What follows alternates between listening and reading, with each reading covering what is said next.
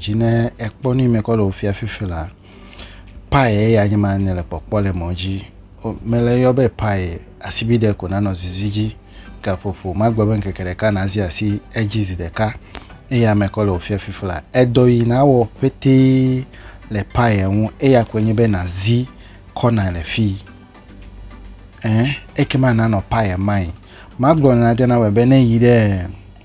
Eko ne yide gogo jififila na ba biase bede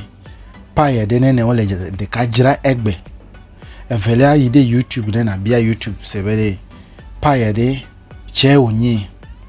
ekema uche na kosoro no agbemebe na egbebe ma chi ode alo ma soro nu bubu kokpe yin nya ode achi megbe la gbeun ega ya dole ma botolu na mesiame ni ojebe ma wo kwenyebe mazi machine ya GTP yole gbogbo na mbe tap here eya nyema mezi goat mile notification po goat ma va fia me penu emegbe fifila mazi mine eya kwenye manazi ne nyazi mine ko aje mine nawe ta mazi mine fifila ekema wanam advert swede advert nyema ole nyena ekperade advert ya me na de ku ege ya che cryptocurrency mille ho legba vivi le dudu eya ne popo exchange ye fifula mezi mine vo advert che wu nouveau tama matunu si anunu elepo nyo balance ya de me fo botolu ni me ko le mi afia clear susube amede ne pone ne mi ho awo botolu ye gba wuche na te wan dui egomenye be zide ka na fo le nkakame zi ko ekpa nkeke zidekaya kuna zi wa wonto be wo mining cryptocurrency mining easy maza wo battery yide gogo na vai gba nene o le gba le Ghana me nene ga vai gba nene o le jira le dollar me na po nene o le ona update wo sugbo update yo na sugbo re do le monu popo na mewe be ko ide efe ya fe nuwu Yoma ga kpede American wu KYC ne sign le yo description gome ma ide invite ne na bonare ma coffee akple susube ne va izia si nyefe link jide eni yo na kpoema ekpedare ne evazi asi link ya jide men ma make pliwe ple susube ne ekpoede ne na kok make plamede na chwe na make plamede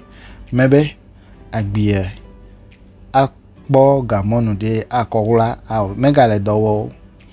traditional way ma fifila ya tane ide telegram pe ga emele mama plimi menyenu view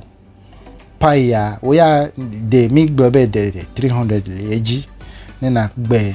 na pone ne no meje o le jira de kape $30 ne gbele Ghana me ele nene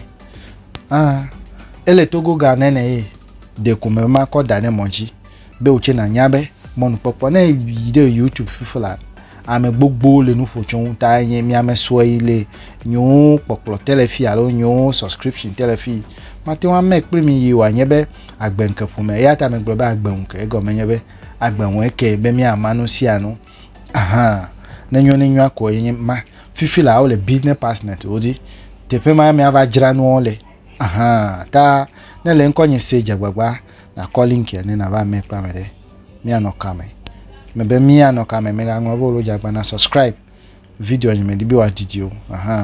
me ka ha cho 4 minutes ema enyo ya de class ugbo enububu ole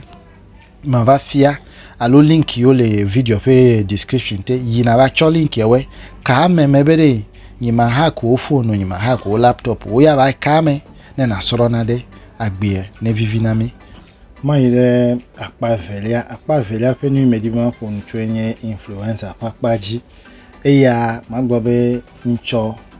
ya uko fiami be mi awon ti do ta ewo YouTube la siwe Facebook la siwe Instagram la siwe le TikTok le tomiwe ya me swede o la siwe la ati wan makwe ta ale na wo a subscribe na influencer programmer eya me dibe ma fonu chon ele popo fifila anyi o hotui efe profile man le popo eni obi am ye anya man le popo le moji ati wan cho de sia de ka ko je na cho le me bele susu be no ka na sign alo na ko wo request be no cho we abe influencer no cho abe influencer akpede nwe ni ma ga gbo cho wenye be amesiame ati wan anye influencer vo pai towe wawe a gbogbobe yo verification yo gbogbobe account e de towe ya ne call no fia cho place sube you wanna go ahead o me legbevu odi o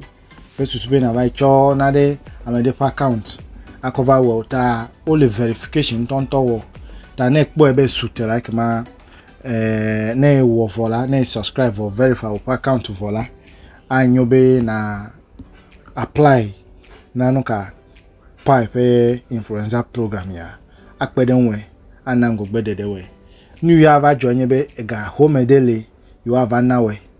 yi aje be wokutukume nakpe aha me bia dagbe na me sia me mi anokawe